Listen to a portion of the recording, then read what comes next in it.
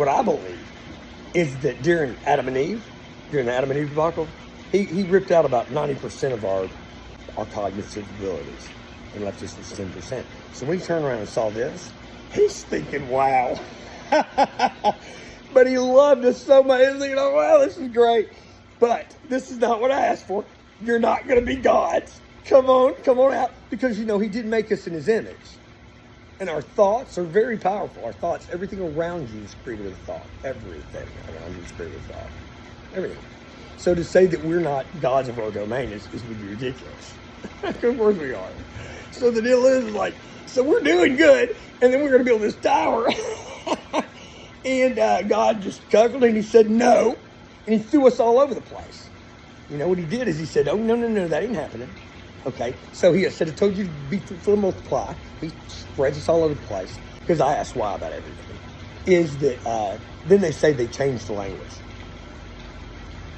so that we wouldn't communicate together. See, the deal is we were so creative and so inventive that we were going to do this, and he chuckled, but we were creative and inventive. We could not work together, because if we did, we could accomplish anything. Like I said, the only thing we were lacking was the knowledge of good and evil. And we're grabbing it quickly as we were going through. We're building a tower. We're saying, okay, this is this. See, but your thoughts, you got to be careful with the words you say. Okay? Because the words you say were crafted from thoughts of a creation of God. And those thoughts are very powerful. And you craft them into words. And those words, okay, you need to be careful how you use them. They're very powerful. They've created nations. Nations. They've also created genocide. Thinking fear wondrous and horrible. Whatever's good can also be very bad. We have to learn to balance it with our good decisions.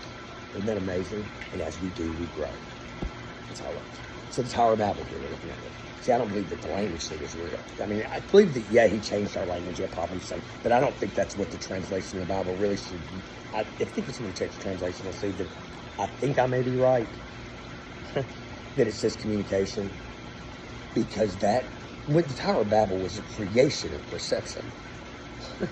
When he spread us all out, we're speaking different languages and everything, we started seeing the world through the eyes of our experiences. Exactly.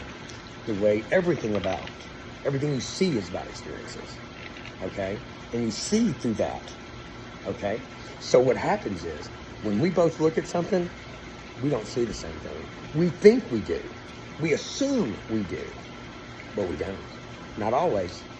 And when we do that, and then you say to me, well, this is my truth. This is what I see. I say, okay, yeah, I believe that too. I see this. What I see is the truth too. So there's your truth, my truth, and that truth now. There's three truths. No. There's only one truth. And we have to fight our way to it.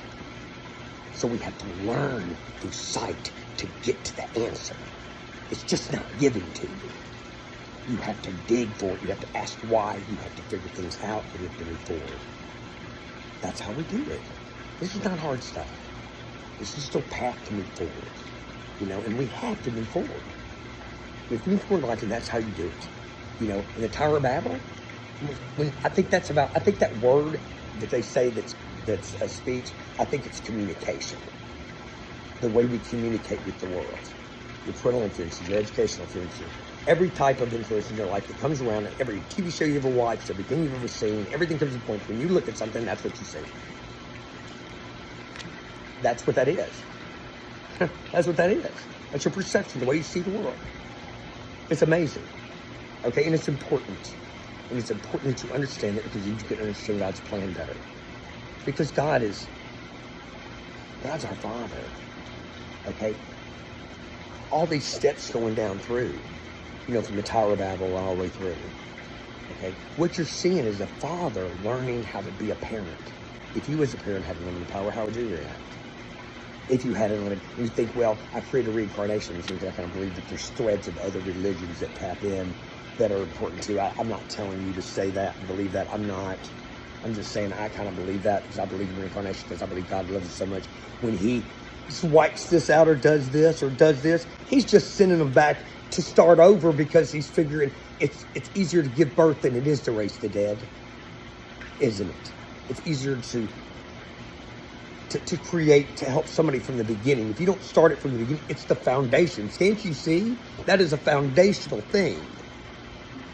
Adam and Eve, that's foundational thing. That's why you're going to start with the beginning, because it's the foundation. You've got to build your life on a solid foundation. You've got to live your life on a solid foundation. You got to figure out what that is. For me, that's truth. I got to build my life on truth.